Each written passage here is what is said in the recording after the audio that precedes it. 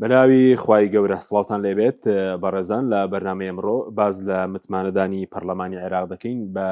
کابینەی عەلی زەیدی کە بەر لە وادەی یاسایی خۆی پەرلەمانی عێراق دەنگی پێدا. عەلی زەیدی دەرچەندە تاوەکو 28 ئەم مانگە وادەی لەبەردەستدا و بەڵام بەر لە وادەیە دەنگ لەسەر کابینەکەی درا. ئەمڕۆ 14 وەزیر بڵێن دەنگیان پێدرا، پێنجشان ڕەتکراونەوە. هەرێک لە وەزیری نەوت کە باسم محەممەدە دەنگی پێدرا، وەزیری دەرەوە فواد حسێن، وەزیری پیشەسازی محەممەد نووری، وەزیری کارەبا علی سعید، وەزیری تەندروستی عەبدولموحسین عەزیز، وەزیری ژنگە سرو عەبدولواحید، وەزیری کشتوکاڵ عەبدوڕەحیم شەمەری، سەرچاوەکانی ئاو موسەنا مەهدی، بازرگانی وەزیری بازرگانی مستەفا نزار، وەزیری داد خالید شوانی، وەزیری پەروەردە عەبدولکەریم عەبتان، وەزیری گواستنەوە وهب سلێمان، وەزیری دارایی فاڵح ساری، هەروە پەیوەندیەکان و ڕاگەیاندنیش مستەفا سەنەد بوو کەم 14 وەزارەتە دەنگی پێدرا. هەروە 4 وەزیریش دەنگیان نەهێنا، نەیانتوانین دەک بەرز بێنن. ڕێباس حەملان کاندیدی پارتی بۆ وەزارەتی ئاوادانکردنەوە، قاسم عەتا کاندیدی دەوڵەتی یاسا بۆ وەزارەتی ناوخۆ، ئەحمەد عەزاوی کاندیدی عەزم بۆ وەزارەتی پلاندانان و عامر خوزاعی کاندی دەوڵەتی یاسا بە هەمان شێوە بۆ وەزارەتی خوێنی باڵا، ئیبراهیم نامز وەزیری کاندید بۆ وەزارەتی ڕۆشنبیری کە لە عەزمە ئەویش نەیتوانی دەنگ بەرز بێنێت. لە پشکی کورد سێ وەزارەت دەنگیان پێدرا، وەزارەتێک لە پشکی پارتی دەنگی پێنەدرا. هەروە لایەنەکانی ئۆپۆزیسیۆنیش بایکۆتی لایەنەکانی دەرەوەی دەسەڵات بڵین کۆمەڵ و هەڵوێست لەگەڵ یەکگرتو کە خاوەنی کورسی پەرلەمانین بایکۆتی دانیشتەکان کرد. قسە لەسەرەوە دەکەن کە بەشێکی پەیوەندی بۆ کە کارنامەکەی عەلی زەیدی هیچ بڵین خاڵێکی تێدا نەبوو، وا بڕیار بوو ناو پەرلەمانی ژنێک پێداچنەوەی بکە، بەڵام دیارە هیچ شتێکی تێدا نیە سەبارەت بە چارەسەرکردنی کێشەکانی هەرێم و بەغداد.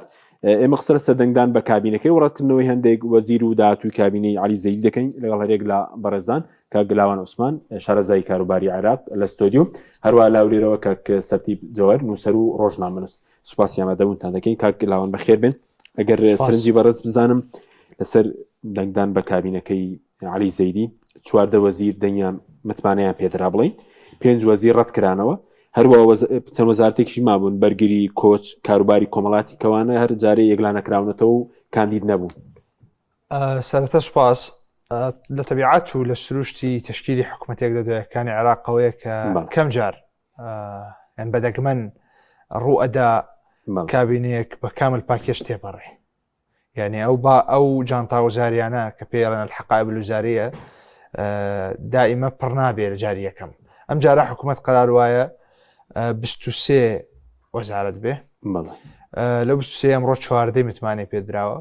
5 ڕەتکراوەتەوە کتۆ لە پێشێکی کاباسی کرد. طبعاً پەیوەندی بە کۆمەڵێک تەوازوناتەوە هەیە، یعنی ئەوەی جێی پرسیارە بەرتێ لە سروشتی حکوومەتەکە. من بەلای منەوە وەکوی کە متابعەم کرد بێ هەر لە کۆتا 3-4 کابینەی وزاریەوە، ئەوەیە بە دیاریکراوی شخصی وەزیرەکان زۆر بە دەرەجەیەک جێ احتیمام نی. ئەوەی جێ احتیمامە بێتێ لەو هاوکێشەی کە حکوومەتەکەی پێ لەدایکە بێ یا دێتە بەرهەم. ئەم هاوکێشەی کەم حکوومەتی پێدێتە بەرهەم بەو جۆرە لە دڵخۆشی و بەو جۆرە لە ڕەزامەندی کە لایەنەکان دیارە پێم وایە ڕەزامەندیەکی حەقیقی نییە بەنسبەت لایەنە شیعەکان و لایەنی ناڕازی هەیە. بەڵێ هەمویان پشکی خۆیان وەرەگرن، بەڵێ هەمویان شەڕی پشکی خۆیانەکەن، بەڵام هەمووی ڕازی نییە. بەنسبەت کورد کە ئێمە معنین پێی بەڕاستی مەترسیدارە، نەک لەبەر عەلی زەیدی و نەک لەبەرەوەی کە هەندێک کەس ئێستا هەندێک بەڕێز باسی بەڕێز فالح ساریەکەن لە ڕەوتی حکمە بە ئەندام پەرلەمانێکی کە ئێستا وەزیری داراییە. ئەوە جزئیاتە باش، ئەوەی کە گرنگە و ئەکرێ لێ بترسین بریتێ لە معادلەی حکوومەتەکە. من حکوومەتەکە ناخەمە زاویەی دێواندنەوە بێگومان، چونکە منطق واڵێ حکوومەتێک دێتە یعنی سەرۆکوەزیرانێک و کابینەکەی دێنە سەر حکووم ئەبێ دوای چەند مانگێک تەقیمیان بۆ بکەری بەرمەبنای چی؟ بەرمەبنای ئەوەی کە پێوترێ منهاجی وزاری، بەرمەبنای منهاجی وزاری تا چەندێک شاملە، تا چەندێک لە واقعەوە نزیکە، تا چەندێک کاریان بۆ کردووە. بەڵام بۆ من زۆر گرنگە کە تەماشای حکوومەتەکەی مستەفا کاظم یەکەم، کە تەماشای حکوومەتەکەی عادل عەبدولمەهدی یەکەم، کە تەماشای حکوومەتەکەی سودانی ئەەکەم و ئەوانشی کە ناتوانین لە کاتی تەکلیفات تێپەڕن وەکو محەممەد تۆفیق علاوی وەکو عەدنان زولفی کە سەیری ئەمانەکەم پێکەوە ئەمە بزانە معادلەکە چییە معادلەکە من دووبارەیەکەمەوە لەم ستۆدیۆ جارێکتر ژوتومە ئەم حکوومەتەی علی فالح الزەیدی حکوومەتی تەواوی پێکاتەکانی ئیطار نییە ئەوە ادعاە کە پێی زۆری نەیانەکانی ئیطار پێیان وایە ئەوە حکوومەتی ئەوانە حکوومەتی کێ لەناو چوارچێ هەمانگی حکوومەتە حکوومەتی علی فالح الزەیدی من باسی چاکی و خراپی ناکەم چۆنە بێ جارێ بەڵام ئەڵێم حکوومەتی دەوڵەتی قوڵی عێراق دەوڵەتی قوڵی عێراق من پێ دەڵێم دەوڵەتی قوڵی عێراق نمایندەی هەیە لە ناو ئیطار لە ناو ئیطار پێک دێ بۆی ڕوون بێت یعنی ئەمە معادلەکە بگەێنم ئەمە فکرەکە بگەێنم ئەوەی کە گوێی لە منە بێ معنیە بە بابەتەکە کە لە مستەقبەلی کورد بترسێ تێگە ئەگەر گوێ بگرێت تێگا پێم وایە جەنابیش تێگەی ئەم کابرایە نوێنەری هێل ناو ئیطار یان هاوبەشی هێل ناو ئیطار کۆمەڵێکی باش لە پێکێنەرانی ئیطار کە لە 12 سەرکردە پێگاتون نزیکن لە ئەو حێراکە سیاسی کە ئێستا دەوڵەتی قوڵی عێراق پێکێنێ بەڵام لیدەری یەکەمی دەوڵەتی قوڵی عێراق لە ناو ئیطاری تەنسیقی دانانیشێ ئەندام نێ لە ناو ئیطاری تەنسیقی بەس لە مەراسیمی تەکلیفەکەی علی زەیدی ئەو ڕۆژە ئامادە بوو ئەم ڕۆژ لە پەرلەمان بوو بەڵام حکوومەت ڕەنگی لای بینێت مەبەستت سەرۆکی ئەنجومەنی باڵای دادوەری عێراق مەترسیەکە لە طبیعەتی هاوکێشەکەیە کە حکوومەتەکەی لێ تشکیل بووە کاکەکیم حەزەکەم تۆ لەگەڵم تەرکیزکەیتە سەر ئەو خاڵە ئەو معادلەیە من پێم وایە ئەو حکوومەتە هەرچەند دوولایانی دەسەڵاتدا هەرێمی کوردستان خۆشخەیاڵ بن بە پەیوەندیە دیبلۆماسیە بەهێزەکانیان لەگەڵی بەڵام لە دوورمەودایە ئەژەندای جیاوازی هەیە و ئەژەندای مەترسیداری هەیە ئەژەندای مەترسیداری هەبێ نەک ئەوەی کە کێشەی لەگەڵ جودلایانە هەیە لەگەڵ فکرەی قواری هەرێمی کوردستان من کێشم لە حکوومەت یا تعاملیان لەگەڵ هەردوو حیزب نییە من کێشم لەگەڵ قواری هەرێمی کوردستان هەیە بڵێ ئەوان ئەڵێن ئێمە هەندێک زەماناتمان وەرگرتووە بەڵام بەڕاستی جێ متمانە نییە چونکە ئەو دەوڵەتی قوڵی من باسیەکەم تۆڕی پەیوەندیەکانی دەرەوەشی ترسناک دەوڵەتی قوڕەنگە ئێستا بینەرێک لە ئێمە باش پەیامەکەمان پێنەگای ینی دەوڵەتی قوڵ لە عێراق ئێستا لە ناو چوارچێ هەمانگین کێ دەنگی بە علی زەیدینەدا هومەم حەموودی عەبادی و ئەبوو ئالایی وەلای ئەوانە دەنگیان پێ مەبەست دەوانە نییە مەبەستمەوانێت تەنانەت ئەوانشی دەنگیان پێداوە زۆر بەو جۆرەی کە ئیدعایەکەن خۆیان دەرەخەن ڕازینی بەڵام ناچارن بەرژەوەندەکرا کاندیدی فایەغزێدان بێ بەرژەوەندەکانی زەیدی بڵێ بەرژەوەندەکانی لایەنە ناڕازیە بەشدارەکان باشە لەبەرەوەی زۆر گەورن وایان لێکە ئەگەر ناڕازیش بن بەشدار بن ئەوەی بابەتەکە باشە دێمەوە خزمەت لەسەر ئەوانش کە بۆ دەنگیان نهێنا ئەوانش کە دەنگیانێنە پرسیار لێ یەکەم دێمە خزمەت کاک سەرتیب جەنابیشت بەخێر بێ دەمەوێت سەرنجی بەڕێز بزانم لەسەر بەشداری کورد لە کابینەی علی زەیدەوە لایەنەکانی ئۆپۆزیسیۆن بۆمڕۆ بایکۆتی پەرلەمانیان کردبوو دەنگدان بە کابینەکەی و بافڵ تاڵەبانیمان بینی نێسیر بارزانیمان بینی لە بەغدا کاندێکی بڵین پارتی ڕێباز حەملان ڕەت کرایەوە سەرنج چی بوو لەسەر شێوازی بەشداریکردنی بڵین حیزبەکان حیزبە کوردیەکان لە کابینەی زەیدی وەڵامی پرسیارەکەت ڕەنگە کەمێک دوور درێژ بێ بەڵام دەتوانی ینی هێدی وەڵام بینەوە یەکەمیان ینی کە سوێن ینی کە دەنگدان لە ناو پەرلەمانی عێراقی بەڕێ و چوو بەم شێوەیە کە مەجموعەیەک وەزیر ڕەت کرانەوە و هەندێک دەنجیان هێنا و ینی دیمەنێکی دیموکراتیانەی ینی ململانەی سیاسی لە ناو پەرلەمان بینیمان و ینی دیمەنێک بوو بەداخەوە جیاواز بوو لەگەڵ پەرلەمانی کوردستان عێراق سەرباری ئەوەی کە تەمەنی پەرلەمانەکەیان بڵێن لە قۆناغی نوێ 23 ساڵە زۆر جیاوازتر لەگەڵ پەرلەمانی خۆمان کە نزیکەی 30 ساڵە ناتوانێت بێ بە پەرلەمانتارێ ببێ بە پەرلەمانێک نوێنەرایەتی خەڵکی کوردستان بکە ببێ بە پەرلەمانێک ڕەنگ و ڕوویەکی معقولی هەبێ و بەهای هەبێ پەرلەمان. نقطەیەکی دیکە ئەوە بکە حیزبەکانی کوردستان لە پەرلەمانی عێراق بە پەرتەوازایی هاتنە ناو پەرلەمان و بە پەرتەوازایی دەنگ لەسەر کابینەکە یان لەسەر ئەندامانی کورد پشتی کوردرا لە پەرلەمانی عێراق. نقطەیەکی دیکە ئەوەیە کە پەرلەمانی عێراق هەموو کاندیدێکی قبول نییە. یەکی لەو کاندیدانێک کە ڕەت کرایەوە کاندیدی پارتی دیموکراتی کوردستان و پێم وایە پێشوەختە پێشبینی کراو بوو کە کاک ڕێباز حەملان کە بۆ خۆی پار وەکیل وەزیر بوو 2025 بوو وابزانم لە بەغدای قالە کرا. یعنی متوقع بوو کە هەموو کەسی قبول ناکرێت لە پەرلەمانی لە عێراقی. نقطەیەکی دیکە ئەوەیەکەوە کورد بەم پەرتەوازەی یا لە باتی قازانز بکە زەرری کرد. خۆ پشتی کورد شیعەیەک لای کردبووە دیاریان کرد بوو 4 وەزارەت پۆستێکی دیکەی گەورە کە لە نزیک سەرۆکوەزیرانە وەکو هاوکاری سەرۆکوەزیران یان جێگری سەرۆکوەزیرانە بۆ ڕێک ناکەون. نقطەیەکی دیکەیان دەگەڕێنەوە سەری ئەویژەوەیە کە معارزەش بەشێک بوون لەو ململانەی ناوخۆییەی نێوان لایەنە سیاسیەکانی کوردستان بە تایبەت ینی پارتی یەکێتی ئەوانش بەشێک بوون و هەوڵیاندا کە پشتیان بەرکەوێ بەڵام دیارە بەریان نەکەوت. معارزە دابش بوون بەسەر پارتی یەکێتی و لە مفاوەزات بوون لەگەڵ پارتی یەکێتی بۆ چووکە شیعە پشتی کورد دەدەنە پارتی یەکێتی و دەرکەوت کە داوێنەتە پارتی یەکێتی و یەکێتی بەشێک لە حسەی خۆی دا بە نەوەی نوێ بە پێی ئیتیفاق بەڵام پارتی هەوڵی دا بەشێک لە کێکەکەی کە بەری کەوتووە بیدا بە معارزە بە مەرجێک بەشدار بن لە دروستکردنی کابینەی نوێی حکوومەتی هەرێم بەڵام دیارە نەگەیشتە ڕێکەوتن بۆیە ینی سەری نەگرتووە معارزە بەری نەکەوت. لە کۆتاییدا بۆ هەموو ڕوونبوویەوە کە حزبە سیاسیەکانی کوردستان یەکەم هیچ ئەجێندایان نییە ئەجێندایەکی هاوبەش یعنی هەموویان چاوەڕێ ئەوە بوون کە چەند پۆستی وەزاری وەردەگرن چێ پۆستێک وەردەگرن ینی چێپڕچێ و ململانەیە ئەو بۆی کە بتوانن بەشێک لە هەریسەکە ببن بۆ خۆیان و ئەحزابی معارزە مخابن ینی ئەوانیش دەرکەوت لە ڕۆژی حیساب لە ڕۆژی ئیمتیحان دەرکەوت ئەوانیش بێ ئەجێندان ئەوانیش لە چێبڕچێدان بۆی پۆستی وەزاری وەرگن ئەگەر بەدە کورسی پەرلەمانی لە کۆی 300 و نزیکەی 30 کورسی عێراقی تۆ ناتوانێت ئەجەندایەک فەرز بکەی بەسەر سەرۆک وەزیران بەڵکو تەنها چێبڕچێکەکان بۆ وەرگرتنی پۆست بوو. نقطەیەکی دیکەی مهم ئەوەیە بەشێک لە معارزە ئێران هەوڵی بۆدان بەشێک لە معارزە تورکیا هەوڵی بۆدان بۆی پۆستی وەزاریان بەربکەوێت حتا لە ناو شیعەش تەیارات هەبوون هاوکاری بەشێک لە معارزەی کوردستانیان دەکرد. بەرحاڵ نەتیجە کورد مۆفەق نەبوو لەم کابینەیە چ لە هەڵبژاردننی سەرۆک کۆمار مۆفەق نەبوو و چ لە هەڵبژاردننی کابینە وەزاریەکە مۆفەق نەبوو و کورد ناتوانێت لەمە یعنی لەم کابینە ناتوانێت لایانی کەم فشار لە حکوومەتی عێراقی بکە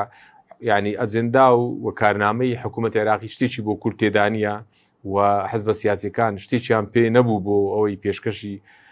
خەڵکی کوردستانی بکەم بڵێن کاکەوە لە بانگەشەی هەڵبژاردن ئێمە ئیدعا و بانگەشەی ئەم خاڵانەی خوارەوەن کرد ئەوە مزایدەکانی ئێمە بوو ئێمە ئەوە لە وەرقەی کارنامەی خۆمان ئەوە توانیمان جێ بکەینەوە لە کارنامەی حکوومەتی نوێی عێراق یعنی نەتیجە کورد بە شکستەوە ئەم جارە لە کابینە بەشدار بوو هەروەکو لە یەک دوو کابینەی ڕابردووش بە هەمان شێوە کە خراپ بوو بەڵام ئەم جاریان زۆر خراپتر بوو و ئەم شکستەی بەغدا یان ئەم پرتەوازەیەی بەغدا یعنی ئەم ناومۆفەقیەی بەغدا بە تەکید کاریگەری لەسەر پێکێنانی حکوومەتی هەرێمی کوردستانیش دەبێت پێم وایە گەڕی یەکەمی ململانەی نێوان پارتی وەکێتی تا حکوومەتی عێراقی یان تەشکیل دەبێت و کۆتایی دێت بەردەوام دەبێت. گەڕی دووەم دوای پێکهاتنی حکوومەتی نوێی عێراق دەست پێ دەکات لە هەرێمی کوردستان هیوادارین ینی ژیانی خەڵکی کوردستان ئالۆز نەکە ئەم ململانەیە. باشە کاک سەرتی ئەگەر بە پوختی وەڵامی و پرسیارەشم دەیتەوە دوای دێمەوە خزمەتت ڤیددیۆک بڵاو بۆ نێچیمان بارزانین دەچێ سەلام بڵێن لە فاغزیدان دەکا بەڵام لە تەریش فاغزیدان سەر کۆماری عێراق لەزار ئامێدی هەیە وا لەو ڤیددیۆ دەردەکەوێت جانازم دواتر ئەگەر قسەیان کردبێ سەلامی لێ ناکە سەرنج چی بوو لە سەرم پرس ئەمە ینی ئەم دیمەنێکی ینی جێ خەمە جێی داخە کە تۆ دیمەنێک دەبینی سەر و کۆمار دانیشتووە و کوردە و سەرۆکی هەرێمی کوردستان کە هەردووچیان کوردن و بە تەکید یەکتریش دەناسن ینی ئەگەر بێت و سەر و کۆماری شاد وایە و سڵاوی لە سەرۆکی هەرێم نەکردووە منەم قسەم هەردەکرد بەڵام لەبەرەوە ئێستا کە تۆپەکە دەکەوتە ساحی کاک نەسیروان بارزانی کە ئەو دێت ینی سڵاوەکە دەکەوتە سەر ئەو من پێم وایە شتێکی باش نەبوو کارێکی باش نەبوو هیوادارین ینی لێکەوتەی ئەم کابینەیە کە کورد خەسارەت لێ دەکە بە دڵنیاییەوە ببێتە پند بۆ ئەوی عەلەلەقەل ئەم کابینەیەمان چوو تازە کورد ینی بە شکستەوە بە نامۆفەقیەوە چۆن ناو کابینە ببێتە پند بۆ کابینەکانی داهاتوو چونکە ئەوەی کە تەوەقع دەکرێت ئەم کابینەیە سەرەتایەکی دیکەیە بۆ ئەوەی فشار لەسەر هەرێم دروستکە سەرەتایەکی نوێ دەبێت بۆ ئەوی هەرێم بەرەو لاوااستر ببات و حاملی هەڵگری ئەجندای ئیقلیمیە ئەم کابینەیە لەلایەک ئەمریکا ئێستا گەر پشتیوانیان بکە پشتیوانی زەیدی بکە ئەمریکا چێ هاتووە بارە کاتووە کە پشتیوانی لە حکوومەتێکی مرکزی ناوەندی دەکا لە خساڵحی کوردنیە لە بەرژەوەندی کوردنیە و ئێرانیش پێم وایە بەهۆی ئەو شەڕەوە پێی وایە کە هەرێمی کوردستان ینی ناوچەیەک بۆ پەلاماردانی ئێران بە تەکید ئەویش دەکەوتە ژێر کاریگەری ئەوەی کە کاردانەوەی هەبێ ئەویش دی فشار لە بەغدا دەکە بۆەوەی بەغدا کاردانەوە بەرامبەر هەرێمی کوردستان هەبێ یەکەم هەنگاو دوای پێکهاتی حکوومەت مەوزوعی بودجەیە لە عێراق ینی دانانی بودجە پێم وایە گرفتەکان نێوان بەغدا و لە بودجە دەست پێ دەکا بەغدا دیسان فشاری نوێ لە هەرێمی کوردستان دروست دەکا و بند و خاڵی نوێ لە بودجەدا دەنێن پێم وایە بۆ هەرێم دیستان دەبێت تەنازولات لەسەر ئەساس و لەسەر حەقی کوردستان بکە سەلاحیەت بەشێک لە سەلاحیەت خۆی تەنازول بکە بۆ بەغدا بەڵێ دێمەوە خزمەت کاک سەرتیب کاک لاوان سەبارەت بە ئەو هەنێک کە دەنگیان پێنەدرا ئەم قۆناغە بۆ بەغدا پێ دوایە هەم بۆ مالکی جۆرێک لە دۆڕین تێدا هەم بۆ پارتی و بۆ عزمیش ئێستا بۆ ڕێباز حەملان کاندیدی پارتی بوو دەنگی پێنەدرا قاسم عتا کاندیدی دەوڵەتی یاساوایە بۆ ناوخۆ بۆ زیری ناوخۆ دەنگی پێنەدرا بە هەمان شێوە عامر خوزاعی کاندیدی وەزارەتی خوێندنی باڵا هەر لە مالکی دەنگی پێنەدرا ئیبراهیم نامس ئەوە لە عزمە لەگەڵ ئەحمەد عەزاوی لە پلاندانان ئەوش عزم بۆ ئەو سێلایەنە تووشی ئەوە بوون کە وەزیرەکانیان دەنگنێنێ ئەو کارەکەی چییە؟ هەرچی پەیوەستە بە پارتی دیموکراتی کوردستانەوە ئەو بابەتە درێژکراوەی سڕاعاتی مەسەلەی جێگەی دۆمی سەرۆکی پەرلەمان و دواتر سەرۆکی کۆمارە جۆرێک پارتی دیموکراتی کوردستان چۆتە سڕاعێکی دەستشکاندنەوە لەگەڵ هەندێک لایانی عێراقی و ئەوانیش لەبەرەوەی ئیمکانەتی زیاتر و تۆڕی علاقاتی زیاتری ناوخۆییان هەیە ئەتوانن لە مەیدانی پەرلەمانی عێراقیە جوڵی لەو جۆرە بکەنەوە بۆشیان چێتە سەر ئەمە سەرباری ئەوەی کە وەکو مامۆستا سەرتیفیش باسی کرد ئەو پیاوە هەر ڕێباز حەملان هەر جێی تێبی نییە کە ساڵی پار بۆیە پێرار ئیقالە کراوە هەر خۆی جێی تێبی نییە ئەو کاتی خۆی هەمان شتیان بەرامبەر هۆشیار زێباری کرد چونکە کاتی خۆی لە وەکو وەزیری مالیە استیجواب کرابوو خەوان عەبدوڵڵا ڕێگەیان نەدا بێتە جێگەی سەرۆکی پەرلەمان ئەوە باسم کرد سەرداش ئەوەش ئەمە بەشێکی درێژکراوی و سڕاعانەیە بەشێکی شخصی کاندیدەکەی جێ تێبینی ینی مەسەرەن خۆ فەرادە ئەتروشیش کاندیدی پارتی بوو تێپەڕی بەڵام شاخان عەبدوڵڵا تێنە بەشێکی مۆزوعەکە گەڕێتەوە سەر کارکتەری کاندیدەکە لە هەموو پۆستێک لە هەموو پۆستێکی جەدەلی لە هەموو پۆستێکی جەدەلی و لە هەموو پۆستێکی گرنگ بە تایبەتی وەزارەتەکان مدیر عام نازانم چی ئەوانە یا وەکیل وەزیر دائیمەن تەنان لە لیژنەکانی پەرلەمانیش شخصی کاندیدەکە کارکتەری کاندیدەکە کە حیزبەکەی نێرە ئەوی جێ پرسیارێ ئەمە بەنسبەتەوە بەنسبەتی مالکی بەڵێ لەو سێ وەزارەتی کە پێی دراوە کە بریتە وەزارەتی ناوخۆ وەزارەتی خوێندنی باڵا وەزارەتی خوێندنی باڵا گویا دەبوو بدرێ بە عامر خوزاعی کێکێکە لە سوقوری حیزبی داوە دەنگی تێنەپەڕی و قاسم عەتا ئەو چێویش وەزیری بۆ وەزیری ناوخۆ بۆ وەزیری ناوخۆ هەر لای مالکیە بەڵام قاسم عەتایەک جەدەلیە یعنی جێگەی مشتومڕە بۆیە تێنەپەڕی وە پەیوەندی بەوەشەوە هەیە ئەو باڵی کە من سەرەتای مداخەلە یەکەم باسم کرد سراع و بەریەکەوتنیان زیاتر لەگەڵ هین هەیە لەگەڵ دەولەت القانون و لەگەڵ پارتی دیموکرات هەیە تەماشای کە کاریگەری لەسەر ماکە باشە ئەو کاتەش بۆ سراعەکەی سەرۆک کۆمار و جێگرەکانی سەرۆکی پەرلەمان ئەم دوو حیزبە بەیەکەوە بوون بەرامبەر لایەنەکەی تر یعنی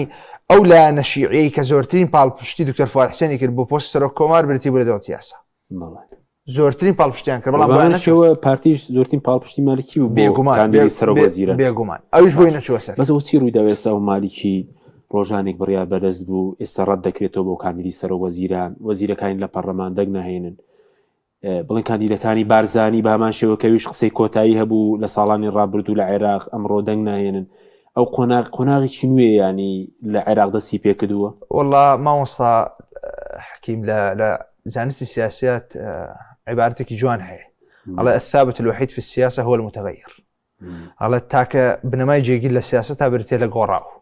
باش يشتي خوي نعمنته بلا مالكي لدري وي كمبيوتر دوتي قولي عراقي ولا تايبتي لدواي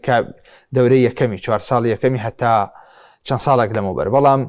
بە چەند قۆناغێکی جیاواز ئەو تەوازنە ئەو هاوسەنگیە گۆڕانکاری بەسەراحەت یەکام لە دوای تێرۆرکردنی هەردوو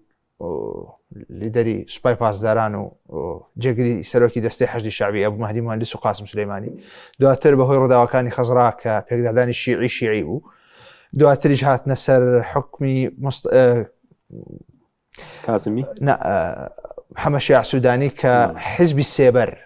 کە کۆنتترۆڵی نووسنگەکەیان کردبوو ئەیانتوانی کارەکانی حکوومەت و ئاراستە و ئەجندا بۆ حکوومەت دابنە برتیوە لە عسابی ئەهلی حەق بەم سێ قۆناغا ئەو سەرحا ئەو بینایی کە پێوترا دەوڵەتی قۆڵی عراقی و کلیلەکەی کلی دەرگاکانی لای مالیکی بوو لێ وەرگیرایەوە ناڵم بێکاریگەریە بەڵام وەکو جاران نەماوە کۆمەڵک هۆکاری تریش واکە تەمەنی سەحەتی تەوازوناتی تازە ناوەزعی سیاسی شیعی و پێکدادانی ناو ئێطاری تەنسیقی ئەسڵان ئەو ناڕەزایەتی ئەو دژایەتی کە دوای تەڕەکردنی مالکی وەکو کاندیدی ئێطار بۆ سەرۆکاتی وەزیران کرا لە ناو نێوماڵی شیعی لە هیچ نێوماڵێک ترا نەکرا بۆ جۆرە سنەکان هەر تەنها شخصی حەلبوسی دەنگی بەرز بوو دەنگی دلێر و بڵند بوو ئەوید مالکیمان ناوێ ئەوش بە پشبەستن بە حەلیفە شیعەکانی ئەو حەلیفە شیعیانی کە لە ناو ئێطاری تەنسیقیەوە ئەیانوت مالکیمان ناوێ ئەوش پشبەستوو بە پەیوەندەکانی لەگەڵ ئەوان ئەیتوانی بڵێ مالکیمان ناوێ ئەم وردەکاریانەی باسم کرد هۆکارە بەنسبەت عەزمیش ڕاستی بەهێستی شیعەکانیش نەبوو ئەسڵان ئەگەر سامەڕایی نەبووایە ئێطاری تەنسیقی نەیەتوانی سەدرەکانەوە دەربنێ ئەو کاتە لە خولی پێشوو بەڵام ئەو لایەنانەی کە خاوەنی بڕیارن لە مەطبەخی قەراری شیعیە حەلیفە سونیەکان برتێ لە محەممەد الحەلبوسی هەموو کەسێکەکەن بە قوربانی محەممەد الحەلبوسی طبیعیە گەر محەممەد الحەلبوسی ڤیتۆی لەسەر کەسایەتێکی سونی هەبێ ئەتوان کێشەی بۆ دروست بکەن پێ دوای بۆی حەلبوسی و ئێستا یعنی من تەوەقعەکەم عەزم کێشەی بۆ دروست بوو تەوەقعەکەم چونکە وەزیری نەپلاندانانیان نەوەزیری ناڵێم ئەو وەزارەتانیان نادرێتەوە بەڵام من پێ دەڵێم کە هەر کەسێک کە ملاحەزەی لەسەر بێ حەلبوسی ئەوان ئەتوان کێشەی بۆ دروستکەن و معروفیشە لە جەوی سیاسی سونیا کە محەممەد الحەلبوسی پەیوەندی باش نییە نە لەگەڵ سامەڕایی نە لە قوڵاییشە لەگەڵ خەنجەر لەگەڵ هیچیان پەیوەندی باش نییە باوەڕی بە جۆرێک لە نەهجی تەفەڕۆد و تاگڕایی و ئەوە هەیە کە خۆی خاوەنی بڕیاری نێوماڵی سونیە ئەو نەزعەیە ئەو ویستە بە بڕیارەکانی ئەنجومەنی باڵای سیاسی سونیشا دیارە دێمەوە خزمەتت لەسەر وەزیری دارایی شەخصە دەکەین کەسێک بۆتە وەزیری دارایی لە شوێنی تێفسامی دێمەوە خزمەت کاک سەرتیب سەبارەت بە بەشداری کورد کە بەڕێز پێ دوای ئەم جارە بڵێن بەشدارێکی لاوازە چونکە کە کارنامەکەی عەلی زەیدی ینی پێشتر کاتە ناو پەرلەمان باس یاریمی کوردستانی تیا نەبوو تەناو بوو کە دەڵێ دەبێم کارنامەیە جێبەجێ بکات ینی بابەتی زۆری تێ لەبارەی ئاسایش بڵێن وزە دارایی کارگەری ئەوانە بڵێن پرسی ناوەندی و مرکزی بن و بەم ناکۆکیی ناوخۆی لایەنە کوردەکانیش پێ دوای بۆ 4 ساڵی داهاتوو هیچ دەکرێت بۆ کورد یاخود بەڕێزت پێ دوایە بۆچی پێ دوای بوو مەترسیەک لە ڕێیە دەزانی بۆ کورد بۆ 4 ساڵی داهاتوو ئەوەی زۆر گرنگە مۆزوعی موچە ینی ئێستا ساڵێک کە تقریبان چارەسەر بۆ یان ساڵێک زیاترە چارەسەر نەبووە بەڵام باشترە لە ڕابردوو ینی بۆ کورد پێویستە لە 4 ساڵی داهاتوو مۆزوعی موچە و پارەدارکردنی هەرێمی کوردستان بە هێمنی تێبپەڕێ بەڵام پێم وایە ئەمەی چێک دەبێت لە گرفتە زۆر ئالۆزەکان دیسان بۆ چونکە نیەتێک هەیە لە بەغدا وەنێتەکە بەشێکی عقلێتی شۆڤینی و ینی تێگەیشتنی شۆڤینی دەمارگیری عەرەبی قەومی عەرەبی مەزهەبیە ئەوەی دیکەیان تەدەخلی ئیقلیمیە کە ڕەنگە عێراق یان دەوڵەتی قوڵی عێراق هان بدا بۆ ئەوەی گرفت بۆ هەرێمی کوردستان دروست کامەیەکیان دومیان مۆزوعی نەوتە ئەم پێم وایە لە داهاتوودا ئێستا لە نێوان خۆیان پەرلەمانتارەکانیان باس دەکەن کە داوای ئەو بیرنەوتانە بکەن کە دەکەون ناوچە زێناکۆک کە ئێستا هەرێمی کوردستان بەڕێوەی دەبا یان ئیسفادەی دەکا جاخورمەڵە بێ یان شێخان بێ یان هەر ئەوەی کە لە عینزالە هەیە یان هەریچێک لەوانە بۆیە دوو مەلەفی زۆر هەستیار دەبن و بەغدا لەڕێ ئەو دوو مەلەفەوە داخل دەبن و مەلەفی ئەو سیستمی گومرجی کە ئیسکۆدای ناوە و بزانم شتی چوای ناوە ئەوەش یەکێک دەبێت لەو گرفتانە نێوان هەرێم و بەغدا یعنی بەغدا بە دوای ئالیەتی نوێدا دەگەڕێ بە دوای ڕێگای نوێدا دەگەڕێ بۆ ئەوی دەسەڵاتەکانی هەرێم حەسر بکە بگەڕێنەوە بۆ بەغدا ئەو دەسەڵاتانی کە جاران هەرێم پەیڕەوی دەکرد و ڕقابەی لەسەر نەبوو ئێستا بەغدا دەوێت ئەوەی لە ساڵحێتی بە پێی دەستور جێبەجێ بکە ئەوەی لە ساڵحی نییە حکوومەتی 140 لە دەستور داهاتوە ئەوە جێبەجێ نەکا پشت ئەستورم بچی پشت ئەستوری یەکەم فشارێکی ئیقلیمی و خواستێکی ناوخۆیش لە بەغدا هەیە و لە بەرامبەردا هەرێمی کوردستان لاوازە توانای بەرگری لاوازە و لە بەغدا یەکگرتوونیە یعنی تۆ تەماشاکە لە بەغدا هێزە کوردستانیەکان بەشێکیان ئەمڕۆ هەردەنجیان بە کابینەکەنەدا بەیانی دووبانی ئەگەر بێت و سەرۆکی وەزیرانی عێراقی یان دەوڵەتی عێراقی لە بەغدا فشاری لە هەرێم کرد دەستوری پێشێل کرد ئەرێ هەری لە هەرێمی کوردستان حیزبە سیاسیەکان دەتوانن بن وەکو نوێنەری گەلی کوردستان لە بەغدا بێنەوە هەرێم و بڵێن کاکە ئێمە لە پرۆسی سیاسی کشاینەوە نەخێر بۆ چونکە ئەوانێک کە ئێستا لە بەغدا نوێنەرایەتی حیزبە سیاسیەکان خۆیان دەکەن یعنی وەکو حیزبی سیاسی کوردی لە عێراق لە بەغدا بەشداری حکوومەتیان کردو نەک وەکو کوتلەیەکی یان وەکو کوتلەیەک وەکو پێکهاتەی کورد یعنی چێک لە پێکهاتەکان کە ڕیشسپێکیان لە بەغدا هەبێ کە ئەزیندایەکی هاوبەشیان هەبێ کە ئەو کەسانی لە بەغدان پەرلەمانتاری ئازا و چاونەترس بێن وەزیری شارەزا بن نە هەر حیزبەکان خۆیان چوونە بەغدا و بە پەرتەوازەی لە حملەی انتخابیەوە بە پەرتەوازەی دەستیان پێکرد چوونە بەغدا و ئەزێندایان نییە و بەدڵنیاییەوە لەناو ئەو وەزیرانی بردویانتە بەغداش وەزیری زۆر لاوازی تێدا دەبێت و نەتیجە ئەگەر بەغدا گرفتێکی هەبێ لەگەڵ هەرێم ینی لە ڕێی ینی ناکەوێتە ژێر کاریگەری ئەو پەرلەمانتارانی کە لە پەرلەمانن چونکە هیچ هێز و توانایان نابێ بەغدا ئێستا پاشەشەی کردو لە مەبدەئی تەوافق یعنی تەوافق لە بەغدا نەماوە جا چ لە ناو پەرلەمان بێت چ لە ناو کابینەی وەزاری لە ناو ئەنجومەنی وەزیران بێ کوردیش بۆ خۆی لاوازە پارەی نییە هێزێکی یەکگرتووی نییە پێشمەرگە و پشتیوانی نێودەوڵەتی بەو شێوەیە نییە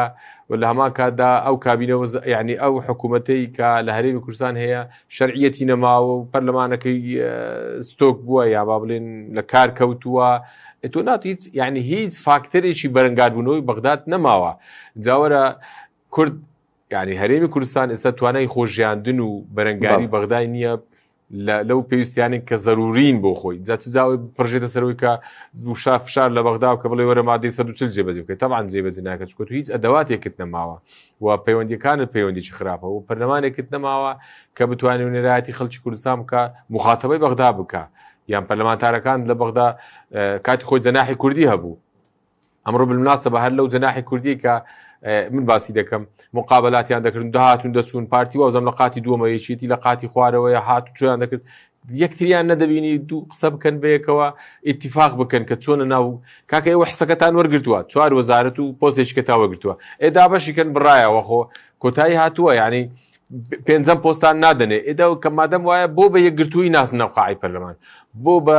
باوەشلێدانی یەکتر ناسن ناو قاعی پەرلەمان لێ بۆ لەبەر چاوی کامێرا ئێستا من و تۆ ڕەخنەیان لێ بگرین بڵێ کاکە بۆ سلااوتان نەکرد یعنی ئەمە بۆ سەرکردایەتی ئێستای کورد پێم وایە پرسیارێکە کە حەق وایە جەری ئانە ڕوبەڕووی بنەوە بڵێن کاکە وڵای هەڵەمان کرد باشە دوای دێمەوە خزمەت لەسەر دۆخی کوردستان دوایم قۆناغا لەسەر پەرلەمان و حکوومەتی پرسیار لێ دەکەم کاک لاوان سەبارەت بە باخسێکی لەسەر پارتی بکەین بڵێن پارتی کە کایسەکانێکی ڕەتکراوەتەوە سۆرجاکانێکی ڕەت دەکرێتەوە پێوەستە بەچی یاخودی کێتیش ئێستا کە سەر کۆماری بۆ دەرچوو یاخودی سەوزیرەکانی دەنگ دێنن مانەوەیە کە یەکێتی لە بەغدا بەهێزە یاخود واقعێکە هاوپەیمانی تێک دروست بووە یەکێتی لەوە سوودی بینیوە من باسم کرد پێم وایە بەناڕاست و خۆجوابی ئەومیایەوە کە بەڵێ جۆرێک لە تەوازن هەیە گۆڕاوە ئەو تەوازنەکە گۆڕێ ئێستا تەوازنی ناوەندی بڕیار لە بەغدا لە بەرژەوەندیەکی نیشتیمانیە لە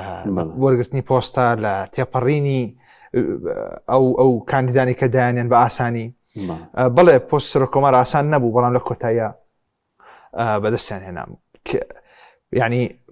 باسی ئەوەی پارتیمان کرد وتمان ڕێباز حەملان خۆی جێگەی پرسیارە وە زروفەکەش من یەکەم مداخلم باسیەوە بوو کە حکوومەت معادلەکەی گرنگە بە چ معادلەیەک دێ ئایا معادلەیە هەر وەزیرێکە چێتەوە ژمارەیەکە ئەو معادلەی و ژمارەیە خوێنێتەوە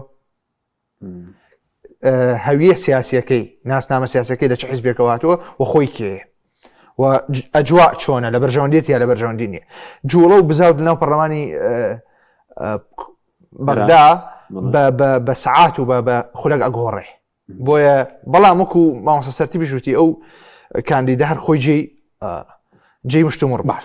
یەک خاڵ زۆر گرنگە بەلای منەوە ئێمە هەر لە سەرەتاوە تا مامۆستا سەرتی پیش باسیەوەمان کرد کە ویستێکی شۆڤێنیانە نازانم چی ئەو معادلەی ئێستا لە بەغدا هەیە جۆرێک دژمن کارانەیە جۆرێک ئەوەیە طبعا هەمویان نا ئەو معادلەی نمایندەی هەموو لایەنە شیعی و سونیەکان ناکە نمایندەی گروپێکەکەت بەڵام ئێمە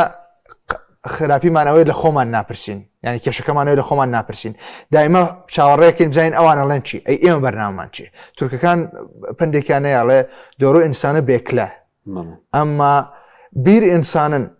دۆڕۆ ئۆڵماسنە بێکلەمە ئەڵێ چاوەڕێی کەسە ڕاستەکە بکە بەڵام چاوەڕێ مەکە کەسێک ڕاز نییە بێ بە کەسە گونجاوەکە بێ بە کەسە ڕاستەکە یعنی تۆ خۆ چیەکەی یعنی تۆ چاوەڕێی کەسی ڕاستەکەی کەسی باشەکەی بۆ پۆستە یا بۆ وەزارەتی مالیە یا بۆ پۆستی سەرۆکوەزیران بەڵام ئەگەر ڕاستەکە نەهات یا ئەوەی دانراوانە بوو خۆ چیەکەی ئێمە لە خۆمان ناپرسین بەرنامەمان چیە ئەوەتان ئێمە مامۆستاڵێ ئەڵە جاریوان ناپەرلەمانەکان پێکەوە قسە ناکەن پێکەوە جوڵەیەک ناکەن پێکەوە حراکێکی جیاواز ناکەن کە ئەوانی تریژی حراجکە بیان خاتر بەر ئەمری واقع بتوان تعاملێکی منطقیان لەگەڵا بکە ئەوان بە عەقڵەتی حیزبی بیرەکەن و بێگومان بە نسبەت لایەنەکانی ترشەوە هەروایە بنسبة لایەنەکانی ترشەوە هەروایە یعنی من بەرمەبنای متابعەم هەر لایەنێک کە وتەبێژیان قسەکەریان دێتە سەر تەلەڤیزیۆنێکی دیاریکراو لە بەغدا وەک بە نەفەسێکی حیزبی قسەکە تا ئێستا هیچ لایەنێکم نەبینیوە بە نەفەسی باوکانە کە بتەبەنی و حکوومەتە بکە قسە بکە هەمووی كل يغني على ليلى هەمووی باسی لەیلای خۆیەکە هەمووی باسیەکە وەزیرەکەی ئێمە وایە ئەو ئێمە وایە ئەو ئێمە باش بینە سەر وەزیری دارایی کە ئێمە کێشەی بچەمان هەیە کەسێک بۆتە وەزیری دارایی ناوی فاڵح ساریە پێشتر ئەندامی لیژنەی دارایی بۆ لە پەرلەمانی عێراق لە ڕەوتی حکمە عەمەر حەکیمە چۆن دەیبینی پێ دوایە بەو کورد یاخود وەزیری نەوت باسم محەممەد لە سوودانیە و بەڵە سوودانێ ئەوانە چۆن کە ئێمە کێشەی نەوت و داراییمانەیە وڵی یەکێک لە کێشە هەرە سەرەکیەکان ئیقرار نەکردنی قانون نەوت و غازە لە پەرلەمان و پێم وایە کەم تەرخەمیان کردو لایەنە کوردەکان لەو بابەتە جدی نەبوون نانتوانیەوە کە ئەوە بخەنە ئەولویەتی جەدوەلی کاری مەبدەئی تەوافق و تەنانەت دەورە پەرلەمانیەکانیش بەنسبەت شخصی وەزیرەکان فەلح ساری وەکو ئیمکانیەت وەکو توانای ئەوە پیاوێکی بەتوانای لە بابەتە دارایی و لە تەفاسیلەکانە بەتایبەتی لە بابەتی موازنەیە لەبابەتی موازنەیەکێکە لە هەرە بەتوانەکان و لەو خاڵەوە ئەبێ پەرلەمانتارانی کورد بەتایبەتیوانەی لە لیژنەی مالیەن زۆر زیاتر خۆیان مانوو بکەن بزانن چۆن تەعامل لەگەڵ پیاوە بکەن چۆن تەعامل لەگەڵ تیمەکەی بکەن چکە هەر وەزیرێک تیمی هەیە بەنسبەت بەڵام ئەوەی جی ئەکرێ جێی دڵخۆشی بێ جێی ئەوە بێ کە ئیجابی بێ سەر بە ڕەوتی حکمەیە ڕەوتی حکمە بە درێژایی مێژوو باشە هەر لە ڕەگوڕیشەی بنەماڵەییان لە کۆنەوە پەیوەندیان لەگەڵ کورد باش بووە هەر لە سەردەمی مەرجعی باڵای پێشووتری شیعە سید محسن الحەکیم تا دوای 2003 تا کاتی معارەزە لایەنە کوردی شیعەکان معارەزە بوون لە کۆنگرەی لەندەن لە کۆنگرەی سەلاح الدین لە دواتر لە 2003 هەتا ئەمڕۆ پەیوەندیان باشە بەڵام دووبارەیەکەمەوە شخصەکە خۆی نەزعی چۆنە ئەکرێ لە ڕەوتی حکمە بێ بەڵام کۆمەڵک لە بەرەوەی لە لیژنەی دارایی تون بووە ئەکرێ ڕەوتی حکمەش کەسێکی توندیان تیا هەڵکەوێ ئەمە سەربارەوەی کە ڕەوتی حکمە بە ڕەوتێکی میان ڕەودانراوە لە ناو ئەجوای شیعە ڕەوتێکی میان ڕەوە تەنانەت بەرامبەر ڕەوتەتون ڕەوە شیعەکانیش میان ڕەوە یعنی بەرامبەر ئەوانیش میان ڕەوە بەڵام ئیترکەوێتەوە سەر شخصەکە ئەکەوێتەوە سەر ئەو مەبدەئی ڕێکەوتنی کە لەگەڵی ڕێکەون و ئەو جۆرە تەعاملێکی کە لەگەڵیکە نازانم چۆن دەسوپەنجەی لەگەڵ نەرمەکەن بەڵام ئەوەی ێزانم فالح ساری بەتوانایە وەزیری نەوتیش شەبوو وەزیری نەوت باسم محەممەد نازانم ئەو ڕووی دیارە ئەوە وەکو شخص ئەوەندە لە ناوەندە سیاسەکە ناسراو ناسراو نییە بەڵام سراعێکی باش یان قوڵ هەبوو لە نێوان تا حدێک دەوڵەتی یاسا سەرەتاکانی گفتوگۆی حکوومەت حکمە دەوڵەتی یاسا ئیعمار و تەنمیەی سوودانی ململانیان لەسەر ئەو وەزارەتەیە کرد خۆت زانی وەزارەتی کچەورە بەطبیعەتی وەزارەتی نەوت بەڵێ عقدەکانی کۆمیشنەکانی لای مالیکی بوو نا پێشتر تاریخیان وەزارەتی نەوت زۆربەی کات لای حکمە بووە بەڵام قسەکە لەوەیە سراعێکی زۆری لەسەر بوو ئێستا لای سوودانیە یەکێک لە مەرجەکانی تەنازولی سوودانی برتیبووە لە کە پۆستی وزاری باش وەرگێ پۆستی مەسەرەن کارەبا مەسەرەن وەزارەتی نەوت ئەمانە وەزارەتی گرنگن بەڵام وەزارەتی کشتتوکاڵیشی هەیە کە ئەوان پێم وایە دواترە درێ بە گروپەکەی فالح الفەیاز لە ناوی ئەعمار و تەنمیە ئەوان بە سوودانی خۆی نابێ ئەچێتە لای فالح الفەیاز وەزیری دەرەوەش کورد دووبارە کوردان ڕایە کێشی نەبوو لا نەشیعەکان هەم وەکو ئەدا سەرەوە دەکرێت کە وەزیرێکی دەوڵەت زیاد بکەن بۆ کاروباری دەرەوە زیاد نەکرێن ئەو بابەتە گرنگە تەوەرێکی تری قسەکان ئەوە بوو بابەتی جێگرەکانی سەرۆکی وەزیران باسی 4 جێگرەکرا کە برتی بوو لە لەیث الخەزعەلی برای قەیس الخەزعەلی برتی بوو لە محسن مەندەلاوی سەرۆکی ئەتلافی ئەساس برتی بوو لە نوێنەرێک لە پارتی و هەروەها برتی بوو لە محەممەد تمیمی جێگیری سەرۆکی حزبی تەقەدم جێگیری حەلبوسی بەڵام لەبەر ناوی لەیث الخەزعەلی جۆرێک لە ملاحەزە لە دەرەوە لای ئەمریکیەکان و لای گروپەکانی تر هەبوو لەسەر فکرەی دانانی جێگر بۆی ئەو بابەتە دواخرا ئەگەر ئیلغا نەکرێتەوە سەر لەبەری ئەوە قسەیەتەوە بەرباز لە دوای سەفەرکردنی پەرلەمانتارەکان بۆ حەج و هاتنەوە دوای جێژن دەنگ لەسەر بڵێن وەزارەتەکانی تریش دەدرێت سەوەزارەتی بەرگری کەیسون یەکلا نەکراوەتەوە ئەبێ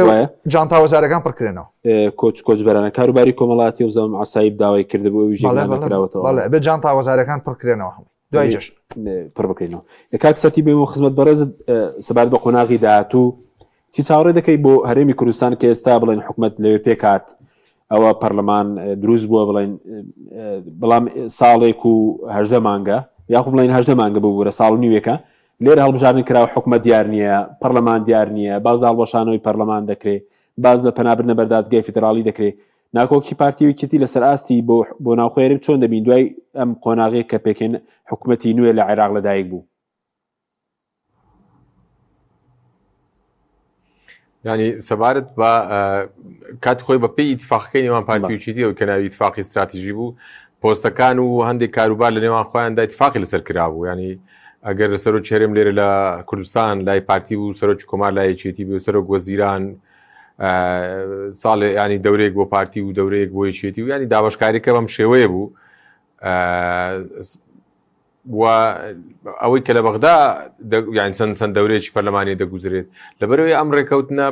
ئەو ڕێکەوتن نامەیە استراتیژیە نەماوە بۆیە خەلەل کەوتوتە بەوەی کە بتوان ڕێککەون هەزارێکە لە سێم چوارم کابینەیە لە دوای ڕەحمەتی مامزەلال ئیتر ناتوان ڕێککەون سێم کابینەیە وابزانم ینی یەکێتی لە دوای انتخاباتی هەرێمی کوردستان هەستا لەگەڵ نەوەی نوێ ڕێککەوت ینی لەگەڵ نەوە نوێ ڕێککەوت بۆ ئەوەی ئیسفادە لە کورسەکانی نەوە نوێ بکە بۆ تەوازون لە هەرێمی کوردستان و لە بەرامبەر ئەوەدا وەزارەتێکی لە بەغدا دا بە نەوەی نوێ یعنی نەوەی نوێ بوو بە شەریکی بڕیاردانی یەکێتی نیشتیمانی کوردستان لە مەسلەی پێکهێنانی حکوومەتی هەرێمی کوردستان و پارتی لەم چەند ڕۆژ ڕابردوو کە ئەعلانی پارتیش ینی مقۆ و هەندێک هەواڵیان بڵاو کردو چ ڕاستەوخۆ بێت چ ناڕاستەوخۆ هەوڵێکی دا بۆ ئەوەی بتوانێت بەشێک لە لایەنەکانی معارزە رازی بکە بە پۆست لە بەغدا ینی پۆستی حسەی خۆی لە بەغدا بداتە ئەو لایەنانە لە بەرامبەردا ئەوان بێن لە هەرێمی کوردستان لە پەرلەمان لەگەڵ پارتی پەرلەمان وەکو پارتی ناوی ناوە کاراکردنەوە یانیش کابینی حکوومەتی لەگەڵ پێک بێنن بەبێ یەکێتی تەبان پێم وایە ئەمڕۆ لەگەڵ ئەو کۆنگرە ڕۆژنامەنووسی کە ئەو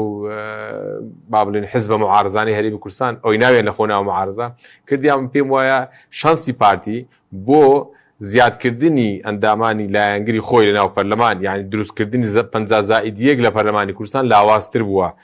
چە ڕۆژێک پێشتا ئەوان ئەو دیعایان دەکرد ینی پارتی سەرکەوتوو نەبوو دەتوانین بڵێن وەکو یەکێتی لەوەی حزب معارزەکان بەشێک لە حزب معارزەکان رازی بکە پۆستیان لە بەغدا بداتێ و لێرە بسن ینی پەرلەمان کارا بکەنەوە و ڕێکارەکانی پێکەنانی حکوومەت دەست پێ بکەن و بەبێ یەکێتی بێگومان من پێم وایە ئەمە کاردانەوەی پارتی دەبوو بەرامبەر بە یەکێتی کە لەسەر مەسەلەی سەر کۆمار و لە مەسەلەی پێکەنانی حکوومەتی نوێ عێراق سەرتی بچی چاوەڕێ دەکەن گەوا تەسەور بکەن کە سەرکەوتوو نەبوون جا لێرەدا نەزەریەکە بەم شێوەیە ئەگەر بێت و پارتی لە چەند ڕۆژی داهاتوو کەم پێم وایە پارتیویژێتی گفتوگۆشیان لە بین نەماوە ئەگەر بێت و پارتی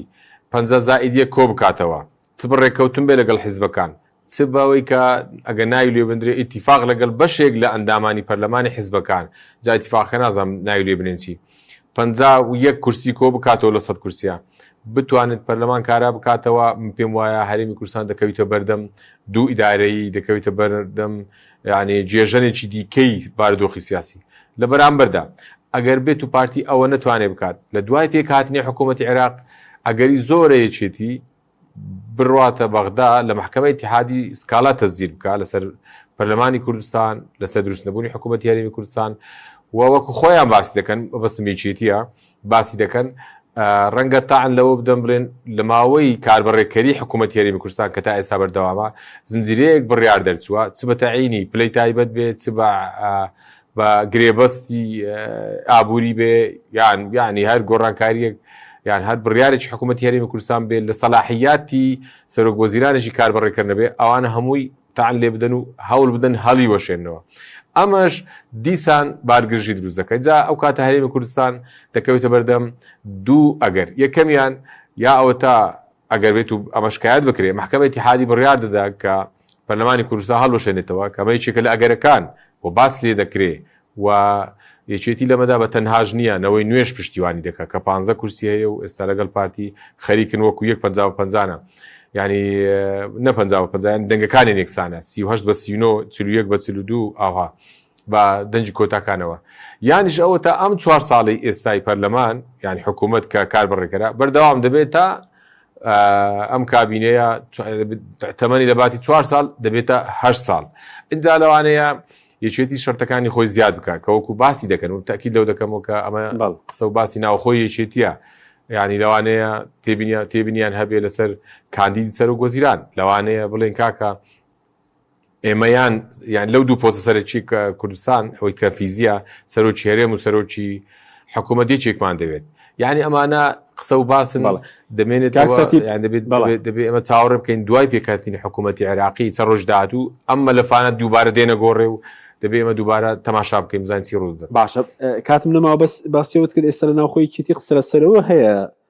بە مەسرور بارزانی ڕازی نەبن جارێکی بێتەوە بە سەرۆک وەزیران ئەو گفتوگۆی هەیە لە ناوخۆی ناوەندی بڕیاری یەکێتی پێم وایە پێشی هەڵبژاردننی حکوومەتی ینی سەرۆک کۆمار و پێشی هەڵبژاردننی پەرلەمانیش ئێمە چەند جارێک من بۆ خۆم تاکید لەوە کردەوە گوتم ئەگەر بێت و پارتی وێچێتی لە دوای هەڵبژاردن ڕێک نەکەون لەسەر مەسەلەی سەرۆک کۆمار ینی خەریتەکە ینی منانەکە دەگۆڕدرێت بەو جۆرە لێدێ ئەگەر ڕێککەون پێکاتی حکوومەت هەرێم ئاسان دەبێت یعنی ئەگەر لە بەغدا ڕێککەوتنایە لەسەر سەرۆکی کۆمار و وەزیرەکان و ینی ئەوانی کە پەیوەندی بە بەغدا هەیە ئاسان دەبێت حکوومەت هەرێم ئەگەر ڕێک نەکەون ئەوە بێچێتی سەقفی داواکانی بەرز دەکاتەوە یعنی ئەگەر پارتی سەرکەوتایە سەرۆکی کۆماری برد بە بەبێ گرژی دروست دەبوو بەڵام یەکێتی بی بە سەرۆک کۆمار بەبێ پارتی سەقفی داواکانی بەرز دەکاتەوە ئێستا لەم مەرحەلەیەن کە حکوومەت عێراقی دروست بێ من پێم وایە داواکانی یەکێتی لە چەند ڕۆژی داهاتوو دەبینین ئەوەی باسی دەکەم دەنگ و باسی ناوخۆی یەکێتیە کە یەکێک لەوانە ڕازی نەبوون بە کاندید یان دەبێت یەکێتی موافق بێ لەسەر کاندیدەکە دووەمیشیان لەو دوو پۆستە یعنی سەرۆکشی هەرێم و سەرۆکی حکوومەت یەکێکیان بۆ ئەوان بێت سوپاس دەکەم بە پوختی ئەگەر کاتم کەماوە گەشتێکت ما بێ لەسەر ئەم کابینەیە خێر بۆ هەرێم خێر بۆ عێراق دێنی یەکەم بە کۆی گشتی ئەوەی بە من لاما بەستە برتینە لە ململانەی یەکێتی و پارتی یان ململانەوەی کە ئەیانەوەی بکەن بۆ خەڵک بۆ ئەوەی بەلای منەوە گرنگە ینی مستەقبەلی ئەوەیە کە پێوترە قواری هەرێمی کوردستان و مافەکانی خەڵکی هەرێمی کوردستان تەنانەت گرنگی قوارەکەش بریتێ لە گرنگەکەی لەوەوە دێ کە مافەکانی خەڵکی هەرێمی کوردستان پارێزراو بێ بەرژەوەندەکانی خەڵکی هەرێمی کوردستان بخرێتە بەرچاو بەرمەبنایە و بەرژەوەندیانە تەعامل لەگەڵ حکوومەتی تازەی عێراق بکرێ و ئاگاداری ئەوەش بن کە دەشکانەوەی هەردوو لایەن و پەنابردنە بەر محکمەی اتحادی لە سبەی ڕۆژ ئەگەر لە بەرژەوەندی لایەنێک جیلانێکی تر بڕیار بدا لە دواییە بۆ مستەقبلی هەردوو لایەنەکە و بۆ مستەقبلی قوارەکەش باش نابێ هەردوو لایەن ئەو لایەنەشی کە پێی خۆشخەیاڵە بێ زارەرمەند دەبێت لە نەتیجەیە چونکە پێم وایە لە زۆر بابەتی استراتیژیا بەتابەتی لە عێراق خاوەنی مەسیری هاوبەشن مەسیری هاوبەشن ئەبێ بیر لەوە بکەنەوە. سپاس دەکەین کاک لاوان عوسمان لە ستۆدیۆ هەروە لە هەولێرەوە کاک سەرتیب جەوهەر سپاس بە بینێرانی بەڕێز سپاس باوکاران خواتان لەگەڵ.